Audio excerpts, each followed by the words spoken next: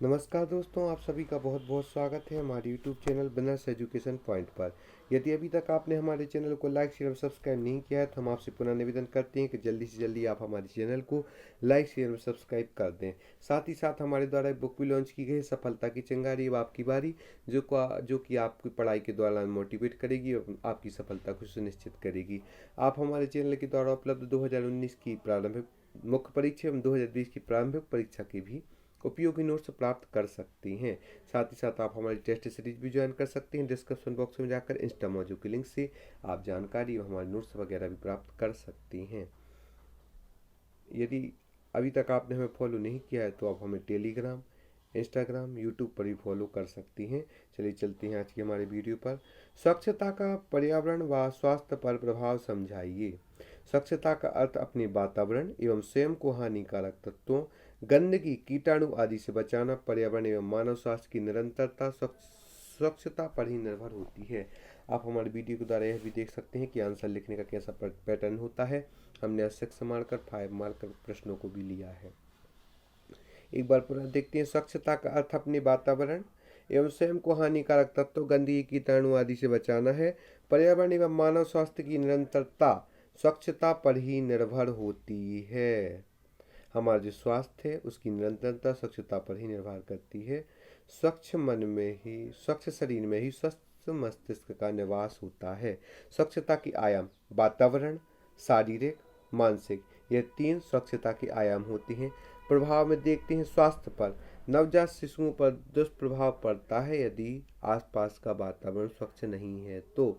छोटे बच्चों पर भी दुष्प्रभाव पड़ता है उनके स्वास्थ्य पर यदि स्वच्छता नहीं है तो। महिला स्वास्थ्य पर भी दुष्प्रभाव पड़ता है। संक्रामक बीमारियों का खतरा शीघ्र अतिशीघ्र होता है। बुजुर्गों पर भी दुष्प्रभाव पड़ता है। प्रतिरोधक क्षमता में कमी आती है। व्यय का भी बोझ उत्पन्न होता है। कार्यक्षमता पर भी दुष्प्रभाव पड़ता है यदि हमारे आसपास का वातावरण स्वच्छ नहीं है तो। पर्यावरण पर देखा जाए तो पर्यावरणीय ह्रास होता है। जलवायु परिवर्तन होता है। यदि जलवायु में एक प्रकार प्रदूषण की उत्पत्ति हो गई तो यह मानव शरीर को हर प्रकार से स्वास्थ्य संबंधी दुष्प्रभाव का सामना करना पड़ता है। अपशिष्ट निस्तारण समस्या आदि भी उत्पन्न होती है। स्वच्छता का पर्यावरण स्वास्थ्य पर महत्वपूर्ण प्रभाव पड़ता है। निष्कर्ष। स्वच्छता संबंधी गांधीवादी विचारों को यथार्थ रूप देते हुए भारत सरकार ने 2 अक्टूबर 2014 को स्वच्छ भारत अभियान शुरू किया, जिसके परिणाम सराहनीय हैं। अब इस देश का सबसे स्वच्छ शहर इंदौर को स्वच्छ शहर की उपाधि प्राप्त है, द्वितीय स्थान पर भोपाल को। अब देखते हैं नेक्स्ट क्वेश्चन। मध्य प्रदेश में ग्रामीण स्वास्थ्य प्रणाली में सुधार हेतु सरकार के प्रयास। ग्रामीण स्वास्थ्य प्रणाली में सरकार हेतु जो प्रयास किए गए हैं निम्नलिखित है। सबके लिए स्वास्थ्य जैसे लक्ष्य को प्राप्त करने के लिए मध्य प्रदेश सरकार द्वारा ग्रामीण क्षेत्र के प्रमुख स्वास्थ्य कार्यक्रम निम्न है। राष्ट्रीय ग्रामीण स्वास्थ्य मिशन, धनवंतरी योजना, दीनदयाल अंत्योदय उपचार योजना भी लागू की गई है। धनवंतरी योजना भी लागू की गई है। प्रमुख योजनाएं हैं जिन्हें हम एक चार्ट के द्वारा देख रहे हैं। प्रधानमंत्री स्वास्थ्य सुरक्षा योजना, जननी एक्सप्रेस योजना, संजीवनी 108, आशा कार्यकर्ता, अटल बाल मिशन एक्सप्रेस, ग्राम आरोग्य केंद्र, स्वास्थ्य ग्राम तदर्थ समितियां, प्राथमिक स्वास्थ्य केंद्र आदि। एक बार हम पुनः इनको देखते हैं। राष्ट्रीय ग्रामीण स्वास्थ्य मिशन, धनवंतरी योजना, दीनदयाल अंत्योदय उपचार योजना, प्रधानमंत्री स्वास्थ्य सुरक्षा योजना, जननी एक्सप्रेस योजना, संजीवनी 108, आशा कार्यकर्ता, अटल बाल मिशन एक्सप्रेस, ग्राम आरोग्य केंद्र, स्वास्थ्य ग्राम तदर्थ समितियां, प्राथमिक स्वास्थ्य केंद्र आदि, जो कि सरकार के द्वारा सराहनीय प्रयास किए गए हैं, प्रमुख स्वास्थ्य कार्यक्रम हैं। उपयुक्त प्रयासों से मध्य प्रदेश में स्वास्थ्य ग्रामीण की दशाओं में बेहतरी के लिए निरंतर प्रयास एवं सराहनीय प्रयास किए जा रहे हैं।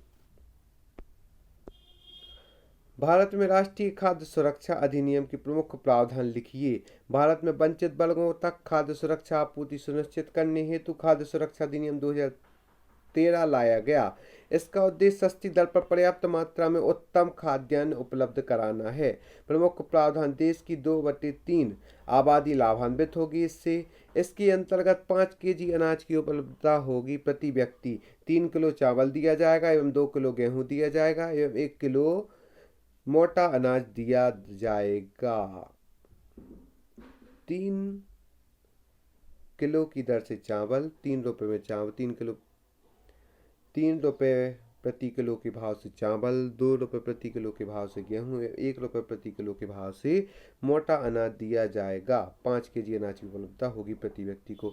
अंत्योदय अन्न योजना का 35 केजी अनाज का प्रावधान है। अंत्योदय जो अन्न योजना है उसके अंतर्गत 35 किलोग्राम अनाज तक का प्रावधान है। इसके प्रतिवर्ष पात्र परिवारों का चयन किया जाएगा। पारदर्शिता व उत्तरदायित्व का प्रावधान है। गर्भवती व स्तनपान कराने वाली माताओं को 6,000 रुपये प्रति मातृत्व लाभ भी दिया जाएगा। केंद्रीय एवं राज्य स्तर पर शिकायत निवारण तंत्र भी है। जिला स्तर पर शिकायत निवारण तंत्र भी आयोजित किया गया है। किसी प्रकार से हमें इसका लाभ नहीं मिल रहा है और हम पात्र हैं तो हम जिला स्तर पर भी इसकी शिकायत कर सकते हैं। हमारी शिकायत का निवारण भी किया जाएगा। केंद्रीय एवं राज्य स्तर पर भी शिकायत निवारण तंत्र है। 14 वर्ष तक के बच्चों हेतु राशन घर पर ले जाने की व्यवस्था है। जो 14 साल तक के बच्चे हैं उनको राशन घर पर ले जाने तक की व्यवस्था का प्रावधान किया गया है। भारत में पाठशाला त्याग की समस्या अभी भी मौजूद है। कारण बताएं। कक्षा 1 से लेकर 12वीं तक के बच्चों में स्कूल त्याग की प्रवृत्ति पाठशाला त्याग कहलाती है। गौरतलब है कि 100 छात्रों के आरंभिक नामांकन में से भारत में औसतन 70 स्कूल हैं। माध्यमिक स्तर के दौरान लगभग 75% तक हैं। पाठशाला त्याग के जो प्रमुख कारण है उन्हें चार्ट के द्वारा हम देखते हैं। सर्वप्रथम है सुरक्षा का अभाव। सुरक्षा के अभाव के कारण बच्चे पाठशाला का त्याग कर देते। गरीबी एक प्रमुख समस्या है। इसमें बच्चे विद्यालय का त्याग कर बाल मजदूरी करना प्रारंभ कर देते हैं। हाई सेकेंडरी स्कूलों का अभाव। प्राथमिक शिक्षा तो अनिवार्य शिक्षा है तो विद्यालय में प्राप्त हो जाती है, लेकिन हाई सेकेंडरी स्कूलों के लिए बच्चों को दूर जाना पड़ता है, जिसके लिए वह शिक्षा को बीच में ही छोड़ देती हैं। दोषपूर्ण पाठ्यक्रम भी इसका प्रमुख कारण है। अस्पष्ट दृष्टिकोण। सरकार का उदासीन दृष्टिकोण। सरकार जहां प्राइमरी शिक्षा को तो प्रोत्साहन दे रही है, वहीं हाई सेकेंडरी स्कूलों के लिए प्रोत्साहन नहीं दे पा रही। योग्य शिक्षकों की भारी कमी है। विद्यालयों में योग्य शिक्षकों की भारी कमी है। पारिवारिक बाल विवाह भी इसका प्रमुख कारण है। व्यावसायिक शिक्षा का अभाव भी पाठशाला त्याग का प्रमुख कारण। पृथक शौचालय का अभाव लड़कियों के लिए प्रमुख समस्या है कि लड़कियों के लिए पृथक शौचालय का अभाव भी पाठशाला त्याग का प्रमुख कारण बन जाती है। वर्तमान देखते हैं। गरीबी, सुरक्षा का अभाव, हाई एवं हाई सेकेंडरी स्कूलों का अभाव, दोषपूर्ण पाठ्यक्रम, अस्पष्ट दृष्टिकोण, सरकार का उदासीन दृष्टिकोण, योग्य शिक्षकों की कमी, पारिवारिक बाल विवाह, व्यावसायिक शिक्षा का अभाव, पृथक शौचालयों का अभाव आदि भी पाठशाला त्याग की समस्या के प्रमुख कारण हैं। निष्कर्ष: उपरोक्त चुनौतियों से प्रभावी ढंग से निपटकर पाठशाला त्याग की समस्याओं को रोका जा सकता है। उदाहरण के तौर पर यदि सरकार अपने उदासीन दृष्टिकोण से हटाकर जागरूक हो, हाई एवं हाई सेकेंडरी स्कूलों का अभाव न हो, हर स्थान पर हाई एवं हाई सेकेंडरी स्कूल हो, पाठ्यक्रम को समुचित किया जाए, दृष्टिकोण को स्पष्ट किया जाए, गरीबी उन्मूलन की जाए, योग्य शिक्षकों का चयन किया जाए, व्यावसायिक शिक्षा को भी शामिल किया जाए, अलग अलग विद्यालयों में अलग शौचालय, लड़कियों में लड़कों के लिए अलग शौचालयों का भी प्रावधान किया जाए, आदि कारणों के द्वारा पाठशाला त्याग के कारणों को रोका जा सकता है। दोस्तों, यदि अभी तक आपने हमारे चैनल को लाइक शेयर सब्सक्राइब नहीं किया तो हम आपसे पुनः निवेदन करते हैं कि जल्दी से जल्दी आप हमारे चैनल को लाइक शेयर सब्सक्राइब कर दें। साथ ही साथ आप हमारी टेस्ट सीरीज, नोट्स, बुक को भी डिस्क्रिप्शन बॉक्स में जाकर इंस्टा मौजूद के लिंक से प्राप्त कर सकते हैं। आप सभी को बहुत बहुत धन्यवाद हमारे यूट्यूब वीडियो को देखने के लिए। हम आशा करते हैं आगे भी आप हमारे साथ ही बने रहें।